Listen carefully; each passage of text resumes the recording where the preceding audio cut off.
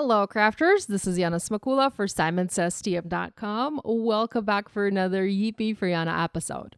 In this video, I'm creating with the Simon Says Stamp Blissful Bouquet stamp set to make a birthday card. It's been a long time since I stamped a custom floral pattern, so I thought it was time I revisited this amazing technique. The stamp set features beautiful flowers along with different types of foliage, some flower buds, and more. Lots of great elements to create a floral arrangement, a bouquet, or just dress up your handmade cards with pretty florals. Because I will be stamping an overlapping pattern, meaning the elements will overlap, I need to create some masks for my images. I used to hate doing this. I used to hate masking, yet it lets you do so much more with your stamps. So here I have a roll of masking paper. I don't think this is sold anymore. I've had it in my stash for many years. You can use any other masking paper. I know Simon Says Stamp has some masking paper in sheets, so you can use that, whatever you have in your stash. I'm stamping some of the images that I plan to use for my background in black ink. It doesn't matter that my stamping isn't perfect. I just need to have a good enough image to see where the image outline is so that I can cut it out. I'm stamping two of the flowers. I already have a basic idea of my card design in my head, and I know that I will need to mask two flowers at a time to do some of the stamping that I want to do. Next, I used my scissors and I cut the masks out. This is the most time-consuming task or time-consuming part after the coloring, of course, but you can reuse these masks several times, not indefinitely, of course, because they are paper masks. And I store mine on a clear acetate that the stamp set comes with once I'm done using them. You want to make sure to cut your masks right up to the edge, so do not leave any white border, just right up to the stamped edge. And I even sometimes cut into the edge. It doesn't have to be absolutely perfect, especially here where this stamp set has, a wide image outline. It's very thick. On the other sets where the outline is thinner, I will probably be more careful when cutting it out. Okay, next I grabbed my mini Misty stamping tool. The large Misty would have probably worked better here, but I have misplaced mine. I have been looking for it all over my craft room for more than a month now, and guess what? I finally cleaned my craft room, and that's when I found it on a pile of new products. Of course, that happened after I had finished this video, so here I was using the mini Misty.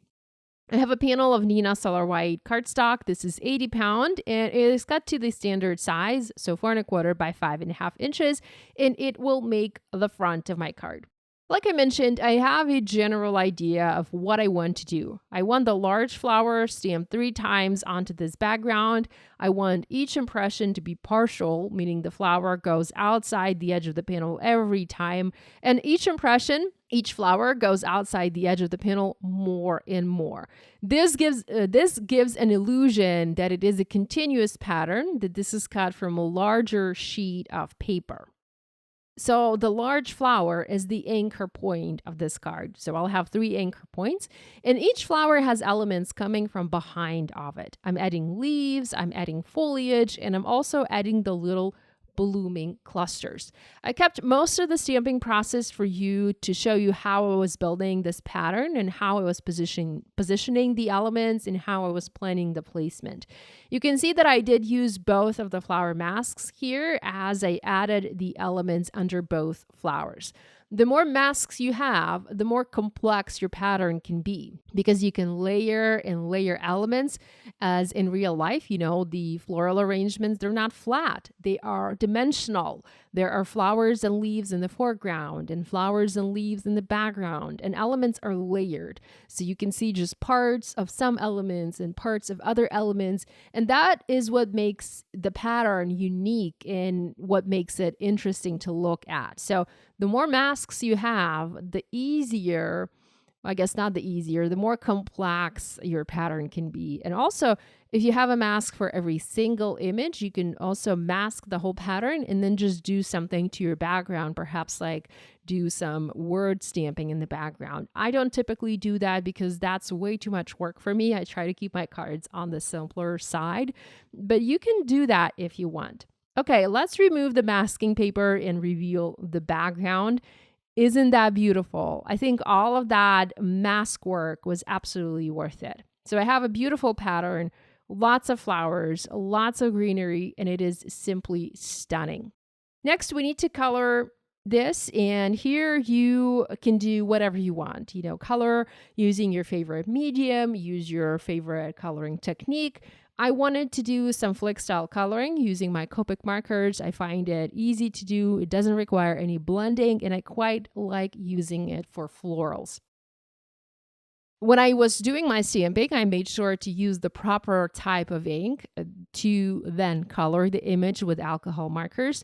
So that's something you will need to consider. If you want to watercolor your image, make sure you use the proper type of ink.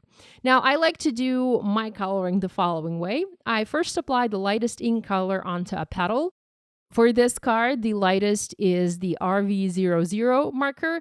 Now, I don't just fill the shape in, I add the color by flicking it onto the petal. Sometimes I do cover the entire petal, so I basically just saturate the petal with the lightest color, but not always. It depends on the shape that I'm coloring. If I can do flicking, I will flick the color, as that will give me a more interesting result in the end.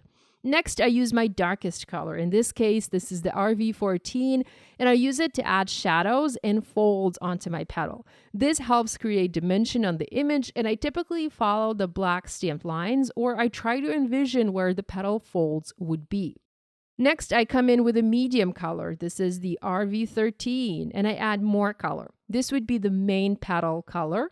And again, I flick it onto the petal. So we have our highlight color, we have our shadow color, and we have our main petal color. I sometimes bring an additional color. Here, I brought in the RV11, so 4 colors in total, but you can get the same look with just 3 colors. In the past, when I did these types of cards, I would typically use the same color for all flowers, but now I try to do different color for each. So I have a pink flower, and I'll color the next one orange, and the last one will be colored peach. For the orange flower, I'm using YR00, YR04, and YR07. So the YR00 is the highlight color, the YR07 is the shadow color, and the YR04 is the actual petal color. I do the exact same type of coloring here. I'm showing you just how I color one petal, as the rest of the coloring is the same. My last flower, the peach one, is colored using E000, E00, and E02. Now, these colors don't have as much color variation between them as I would have hoped, as I would have liked. So you don't see the highlights and the shadows as prominently here. A darker color would have worked better for the shadow layer, but I don't have a color like that, so I used what I had in my stash. Next, the leaves were colored in the exact same way, simply using greens. I used G99, G94, and YG03. Here, I started by adding the shadow layer first, then added the main color, and only after that applied the highlight color. So I did not start with a highlight color. And that's what I do. Sometimes I will start with a highlight color. Other times I will start with a shadow color, whatever makes sense to me for that particular image. This pattern also has some small flowers, and I decided to color those red. I used R39, R24, R05, and R20. I probably could have used just 3 colors or maybe even 2 colors here, since these flowers are so small, but I couldn't decide on the colors. I couldn't decide on the color combo. So that's why I used so many, because I kept changing my mind. Whenever I do a pattern like this, I love to have it sit on a dark, bold background. Because if we look at a bouquet, if we look at flowers in nature, the background is never white. There is some other color present in the background. It can be a color of the sky. It can be color of the grass. It can be the color of the wall or anything else, and it is not white. So here I use an Olo marker.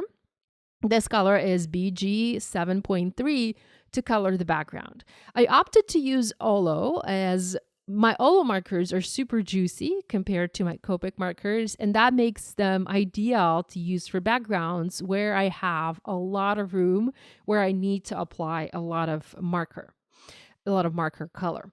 With the coloring done, I adhered my background to an A2 card base, and then I added a simple birthday sentiment using the stamp set, using the stamp from the Elegantly Modern Greetings stamp set from Simon Says Stamp.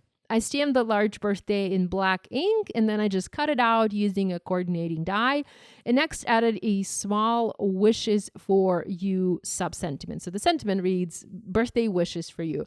I used my trusty T-square ruler to adhere the elements, the sentiment, straight onto my card, and I love the result. I love the simplicity.